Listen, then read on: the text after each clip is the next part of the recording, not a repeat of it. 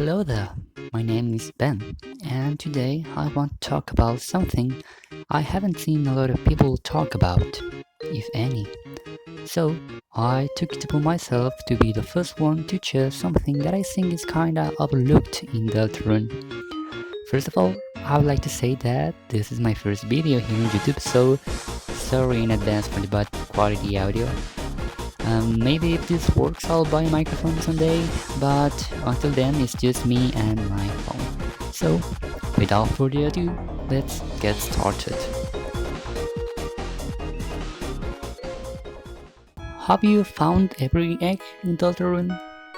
After the new patch, things regarding the eggs have become very interesting to say at least. But I'm not here to talk about friend. Gosh, I'm not even here to talk about the X nor the Forgotten Man, but something else. Why in the world is my favorite song from the entire game hidden here? Why does Scarlet Forest play here? Why is the tree from the egg rooms the same from an entire area of Chapter 1? Have you ever stopped to think about that? I think it's strange. Well, over the years, one of the most accepted theories or hypotheses around the eggs is that they represent some form of trauma that Chris experienced. Now with the Mew Mew dialogue, we are not sure about that. But the thing is that I think the sentiment behind that theory still holds true, but not in the eggs, in the trees. You heard me. I think that the trees, not the eggs, are a representation of whatever happened to Chris in that day. There's evidence for that through all of the game. Of course, there's the egg rooms. In Chapter 2, the way you find it is thanks to a graffiti in a wall that depicts a tree and reads the room in between. In Chapter 3, Chapter 3 is very convoluted, but I will return to it later. I promise it's very interesting. You'll see. Now in Chapter 4, when you enter the clinic, I think it's the place, the door that leads to the therapy session of Chris has a 3 symbol. And even if you missed it, the dialogue inside depicts Chris making a drawing about what happened to them. And a drawing that then is covered with a tree. Oh, but by the way, in that same room where you find the egg, there is the roots prophecy panel, the one that shows the house in between the two trees, and there's also an organic that tells us about the tale of hell and the poor children that went into the forest. So, I think that trees hold significance to something that we don't know yet. So then, isn't it weird that the asset that's used for the egg rooms is the same that was used in a previous area? Well, I think that's the wrong mindset. I think it's actually the other way around. Let's look back to Chapter 1 for a minute. Man, I loved Chapter 1. It actually used to be my favorite chapter before Chapter 4. And yeah, I know it doesn't hold up to modern Deltarune standards. The graphics, the length, I know. But let me tell ya, when the survey program came around 8 years ago, this was peak. It was like Undertale, but a little more serious. More like a traditional RPG, with a prophecy, with the heroes, a dark world of fantasy. To me, Chapter 1 was the selling point for Deltarune, not 2, which was the case for a majority of people. I even preferred Chapter 1 to Chapter 2. So imagine how happy I was after finding the last egg. Scarlet Forest started to play, and man, it was so good. But then I started to think about it and asked myself, why? And I did what every Deltarune fan does when looking into something weird. I went to YouTube, but I found that nobody was talking about why that song, why that tree. So I started to think myself, and it started to make sense. Scarlet Forest, the area from Chapter 1, is not the original place of that tree. Instead, the area formed from the trees from the egg rooms. The same trees that represent the traumatic experience that happened to Chris Dreamer. Now stay with me for a second, okay? Let's revisit the Card Kingdom, the first Dark World. After closing the fountain, you get to see the unused classroom, right? And if you pay attention, you can see the items that were transformed by the darkness. You can see the checkerboard, you can see the pawns, the cards, you can even see the charm plushie. You can also see a purple carpet, I think that's supposed to be the field of hopes and dreams, the shelf that's supposed to be the card castle. But where is Scarlet Forest? There is nothing there that could resemble that red area. So what's going on? I think it's one of those cases where something in a dark world is not based around a real-life object, but a more abstract concept. In chapters 3 and 4, we learn that a dark world is a new interpretation of your surroundings when it gets darker than dark. Also, that the way that the dark world takes shape depends on the mind of the one who opened the fountain. What I'm saying is that the entire Scarlet Forest is based around a memory, and that's the traumatic memory of what happened on that fateful day. Thanks, Oscar, for the bake posting. But still, now, for that to work, the one who made the fountain must know about the incident, right? It has to be something traumatic for them, because of what we just said earlier. So let me ask you something. Who opened that first fountain? It cannot be Chris.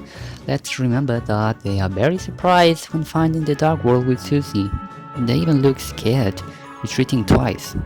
So it had to be the Knight, right? We know that Chris and the Knight share the same lighting of the mind. This is super confirmed by the Knight appearance in chapter 5. But then, why would the Knight have trauma related to that day? And oh yes, you know where I'm going with this. This is secretly a Death Knight theory. I think that December became the Knight unwillingly. Something must have happened to her that was not pretty, and now she's left in a state where she's not completely herself. Now, how is that related to the trees, you may ask? Well, if you look closer, every dark world that has the trees are formed in places that are directly related to the Dreamer and Holiday family. There's no tree area for the cyber world, not the church. So let's start with chapter 5, okay? First of all, it's obviously the home of Oscar, and we know that he's very connected to the incident, even blaming himself and investigating more about it. Then we have chapter 3. Now you may say there are no trees in chapter 3, and yeah, there are, in the Legend of Tena Games. Oh, but that's cheating! No, it's not. When we talk to Overworld, he tells us the following. In the once upon a time, there was land like purple cliffs, a frozen waste, watery basin, a metal desert. But this theater was built upon that, and it grew. I'm pretty sure that what this is telling us is that the entirety of the Dark World would have been very different if it wasn't for Tena. If this wasn't turned into TV World, I think we would have explored those areas in the Dark World instead of the minigames. And well, fair enough, but I have another proof, and is that the minigames make an interesting use of the trees. They hide things. You need to navigate them in a way that feels not intended. Sometimes they even feel out of place, ominous even, especially in the digital route section from this war route. Something that is almost undoubtedly related to Chris and December. Also, the fountain was created in the Dreamer house, a place where both families spend time together. And, well, what about chapter 1? Now, hold on to your seats for this, because I think the old classroom was the place where Asriel and December had classes when they were children. And the final proof for that I have is this little fella.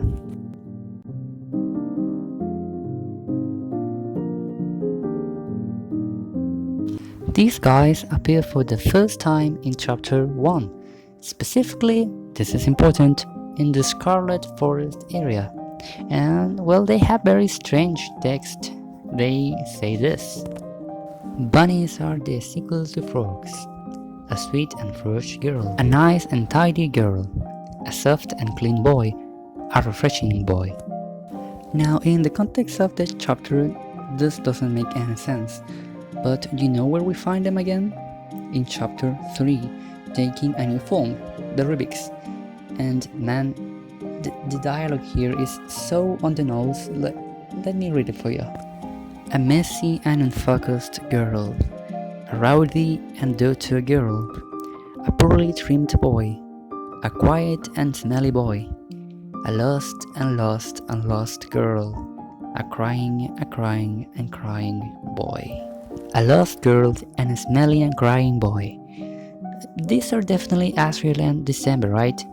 This is our lost girl, and Asriel used that, pizza deodorant that's said to be smelly. So with this, we can infer that the Rubiks in chapter 1 are also talking about these too. Why would Toby Fox put the story of characters so important in this seemingly common enemy? I think it comes down to that line. Rabbits are the sequel to frogs. There are no frogs in Deltarune, at least in chapter 1 where these dust bunnies appear. But there are frogs in Undertale, the Froggits. Also, these guys even reuse attacks from the Froggits, so this isn't a long shot.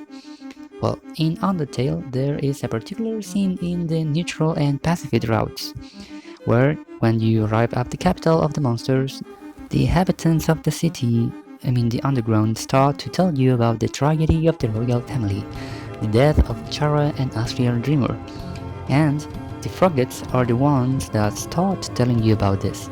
They even appear more than once. Therefore, if rabbits are a sequel to frogs, it's safe to assume they would play a similar role of unfolding a memory, a dusty memory, just like they do in Undertale. This is also why in chapter 3, after getting the ticket, you need to encounter a Rubik in order to go to Man Country and get the egg. So, these guys help us make a timeline. In chapter 1, they are dusty memories of a very young Asriel and thus they take the form in the Scarlet Forest because it's a place that's formed entirely in the shape of the memories about December. In chapter 3 is the memories of them as teenagers, around the time where the two families spend time together and the incident happened very soon. You know where else you can find these guys? In chapter 5. They don't have dialogue, but you can see them blooming from the earth. The Rubiks only appear in Dark Wars that are some way related to December holiday. I think that if the next Dark World really takes place in the holiday manner as people is speculating, I'm absolutely sure there's going to be a new area full of these trees, besides the mandatory Christmas pines, and somehow we will get to see the Rubiks again. If you're not convinced by the relevance of these guys, let me show you something I don't want to talk about because it's opening an entirely whole new different kind of worms that I don't have an explanation for. This is the concept art for the rabbits. Yeah, these are the rabbits. Bodies made out of circles, knowing stuff they shouldn't know. I'm not gonna talk about this, it's just to show you that these guys have more going on than just being a common enemy. But yeah, let's stop right there, okay? No need to make it more complicated. If you want to think about this, do, but I'm not gonna do that now. So yeah, this is my theory. Well, more an analysis, but whatever. It's not perfect, Well, it heavily relies on death being denied and not being entirely conscious. I also don't know exactly how friend or friends would fit here. now that we know they are closely related to the X and the Forgotten Man. But still, I think there is something here of value, and at the end, well, if it doesn't come true, you know, it's all just a theory. A game theory. Man, I miss math, but well, that's it for today. Thank you for watching this, and as I said, this is my first video. I hope you enjoyed it despite all of its flaws, and see you in the next one. Bye!